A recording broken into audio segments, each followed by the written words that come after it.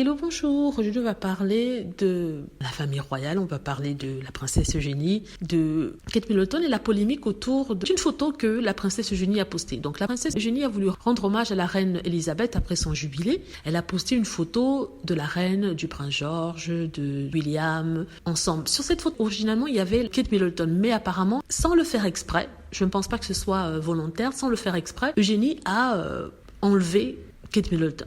Donc, elle a fait ce qu'on appelle un recoupage instantané sur Instagram. Instagram donne cette possibilité, mais peut-être que Instagram a mis un cadre qui ne pouvait pas contenir toutes les personnes de la famille royale. Donc, elle a choisi les plus importantes, celles qui vont gouverner. Et ce sont justement la reine, le prince Charles, le prince George et le prince William. La personne à enlever était bien sûr Kate Middleton, qui ne serait qu'une reine consort, mais pas celle qui est amenée à diriger, logiquement. Alors, certains ont vu en ça un acte délibéré de génie qui voulait dire que elle n'aimait pas Kate Middleton. Pourtant, ça peut ne pas être le cas. Poussés par les médias anglais, surtout la presse tabloïde, les trolls et les haters, qui incidemment se trouvent les trolls et haters de Harry et Meghan, ont commencé à insulter Eugénie en disant qu'elle est un personnage de la famille royale à qui il ne faut pas faire confiance parce que de toute façon, elle est trop proche de Harry et Meghan et qu'elle montre comme ça son vrai visage en ne témoignant pas d'affection à Kate Middleton. Et ils ont dit en fait qu'elle est que le résultat de ses parents et que le fait d'être très proche de Harry et Meghan va lui coûter cher. Vous lisez ça et vous lisez ces mots horribles que ces personnes idiotes disent, c'est quand même effrayant. Et ils appellent à ce que le prince Charles ne puisse plus s'occuper de la famille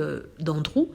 Et il faut rappeler d'ailleurs que Eugénie ne touche aucun argent de la famille royale, elle travaille et son mari, il n'est pas riche, il n'est pas millionnaire, mais il a quand même de l'argent, il peut vivre confortablement. Donc ils disent en fait que on a vu son vrai visage, qu'elle est jalouse de Kate. Alors je me dis, jalouse de Kate, et c'est le reproche qu'on fait justement à Meghan Markle. Je me dis, mais de quoi peut-on être jalouse? Kate n'a rien qui pourrait rendre jalouse que ce soit Eugénie ou que ce soit Meghan Markle. Kate, à part le fait qu'elle sera la future reine consort, n'a rien pour elle, elle n'a rien prouvé. Elle a été que la petite amie du prince William, elle n'a rien prouvé d'intéressant. Elle n'arrive même pas à formuler une opinion propre parce que tout est dirigé pour elle, tout est géré pour elle.